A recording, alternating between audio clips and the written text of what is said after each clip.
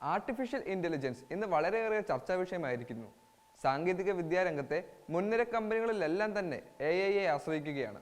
Artificial intelligence ഇന്ന് സമാനതകളില്ലാത്ത കുതിപ്പിലാണ്.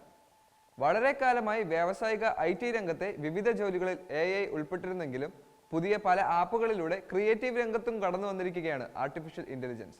AI സാന്നിധ്യം ഭാവിയിൽ മനുഷ്യരുടെ തൊഴിലുകൾക്ക് കാര്യമായ ഭീഷണി ഉയർത്തുമെന്നാണ് എല്ലാവരും ഭയപ്പെടുന്നത്.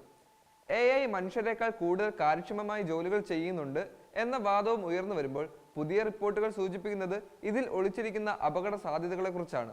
മക്കിൻസി ഗ്ലോബൽ ഇൻസ്റ്റിറ്റ്യൂട്ട് നടത്തിയ generative AI and the future of work in America എന്ന പഠനത്തിൽ US-ലെ തൊഴിൽ വിപണിയിൽ ആർട്ടിഫിഷ്യൽ ഇന്റലിജൻസിന്റെ കടന്നുകയറ്റം വ്യക്തമാക്കുന്നുണ്ട്.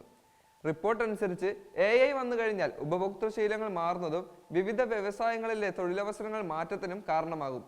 അത് തൊഴിലാളികൾക്ക് അവരുടെ ജോലി നഷ്ടമാകുന്നതിന് വരെ കാരണമാകാം. 2030 ആകുമ്പോൾ AI വ്യാവസായിക ജോലികളുടെ 30% പിടിച്ചടക്കാൻ സാധ്യതയുണ്ടെന്ന് റിപ്പോർട്ടിൽ പറയുന്നു.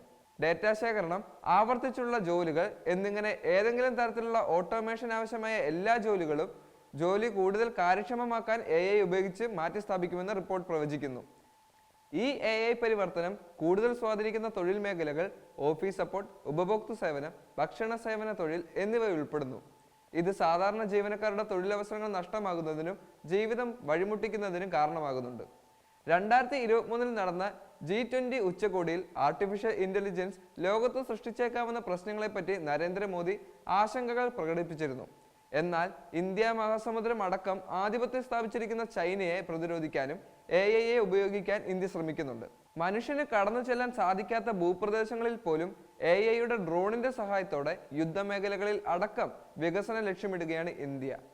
AI ഉപയോഗിച്ച് കൃഷിയിടങ്ങളിൽ കളപറിക്കുന്നതിനും വാഹന അപകടങ്ങൾ കുറയ്ക്കുന്നതിനും PCOD എന്ന ജീവിതശൈലി രോഗം കണ്ടെത്തുന്നതിനും വേണ്ട സംവിധാനങ്ങൾ മലയാളികൾ തന്നെ കണ്ടെത്തി വരുന്നുണ്ട്. എന്നാൽ ഇന്ന് 70,000-ലധികം പേർക്ക് തൊഴിൽ നഷ്ടമായത് ആർട്ടിഫിഷ്യൽ ഇന്റലിജൻസ് കാരണമാണ്.